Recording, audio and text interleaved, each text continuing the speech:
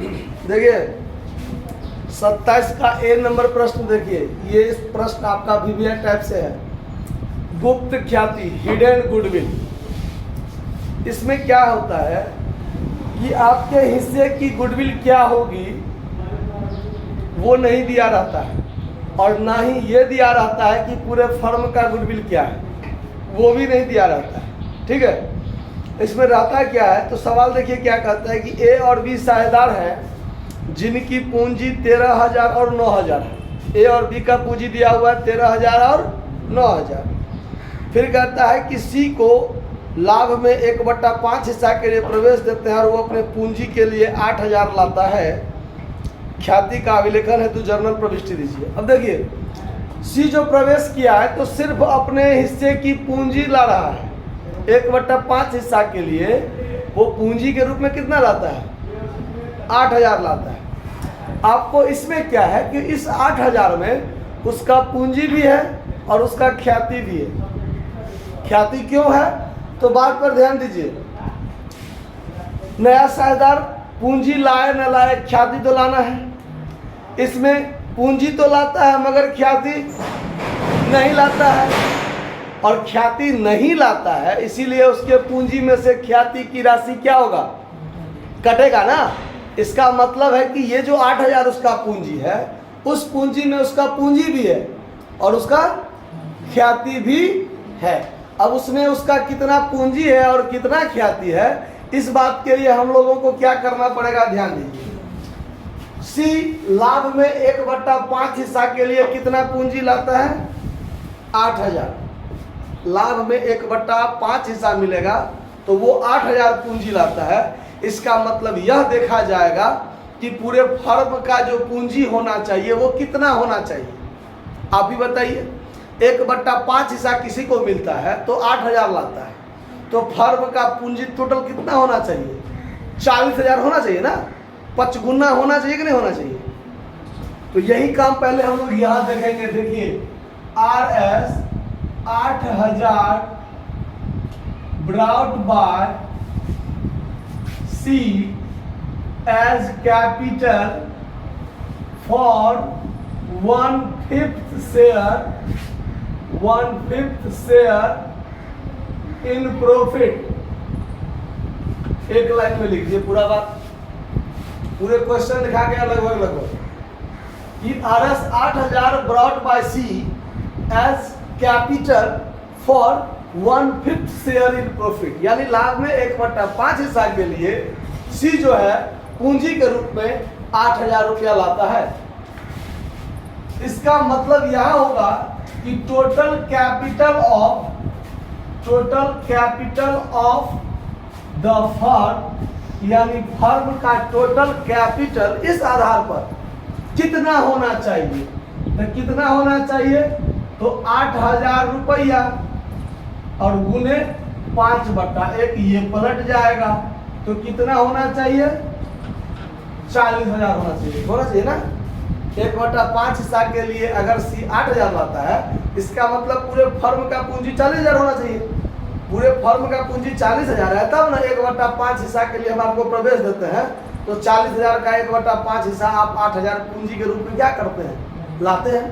ठीक है, अब यहाँ देखिए नाउ, अब यहाँ यह देखा जाता है कि वास्तव में टोटल कैपिटल, फर्म कौन होता है, साझेदार।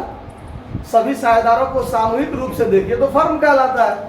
तो ये जो total capital of the firm आया है 40,000, तो सभी साझेदारों की पूंजी भी तो 40,000 होना चाहिए नहीं होना चाहिए। तो यहाँ देखिए total capital of all partner, तो ए का पूंजी कितना है, देखिए सर 13,000, 9,000 है बी का, 13,000 ए का, 9,000 बी का, और सी जो प्रवेश किया है उसका कितना, 8,000। यानी तीनों को जोड़िए तो कितना का हुआ, 13 9 22, 8 30,000। ध्यान दीजिए, यानी ये भी फर्म का पूंजी है और ये भी फर्म का पूंजी है, तो दोनों बराबर क्यों नहीं हुआ। यानी फर्म बिना साझेदार का फर्म है, तो सब साझेदार आपस में फर्म में कहलाता है।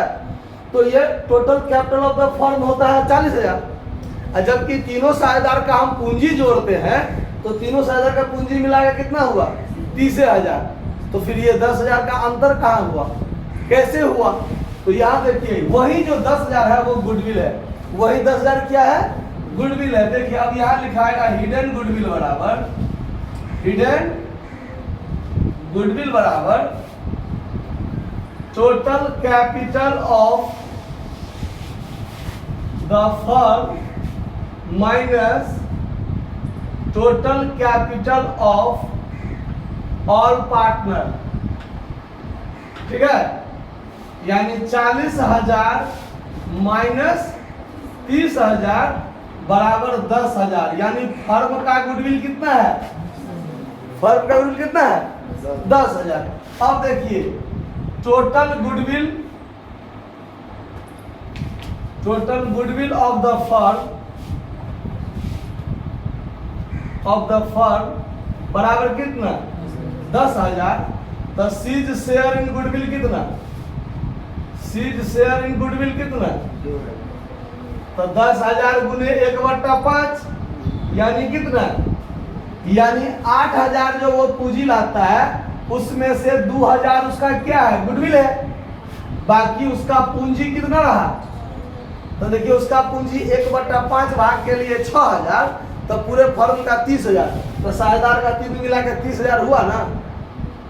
यानी उसके 8,000 में 6,000 पूंजी के लिए हुआ और 2,000 किस चीज के लिए हुआ, गुडविल के लिए हुआ। तो दोनों मिला के कितना लाया 8,000 लाया। लेकिन वो स्पष्ट रूप से ये नहीं ना कहा है कि वो प्रीमियम के लिए 2,000 लाया, वैसा तो नहीं है। इसका मतलब उसके पूंजी में से ख्याति की राशि क्या कर ली जाएगी, काट ली जाएगी। तो उसके लिए क्या होगा वो ध्यान दीजिए। तो ये 2,000 रुपया को ए और बी क्या करेगा, त्याग अनुपात में बांटेगा ना। नया अनुपात नहीं है तो पुराना अनुपात जो है समान रूप से, चूंकि वो भी नहीं कहा गया है, नहीं कहा गया है इसीलिए पुराना अनुपात क्या होगा, बराबर बराबर। तो यहाँ लिख लेंगे sacrifice ratio of A and B equal to कितना, 1:1, और ये 2,000 को बांट लेगा। तो एज शेयर कितना होगा 2,000 गुने 1/2 तो 1,000। बीज शेयर बराबर 2,000 गुने 1/2 मतलब कितना 1,000। अब हम लोग बना देंगे कौन चीज, journal entry.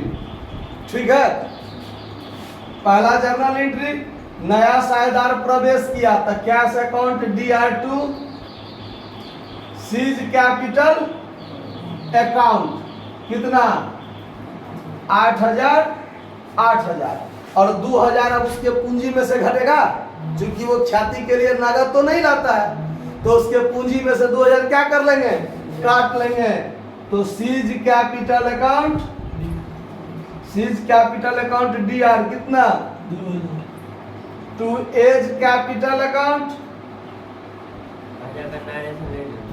To B's capital account 1,000 narration में हो जाएगा बीइंग अमाउंट ऑफ गुडविल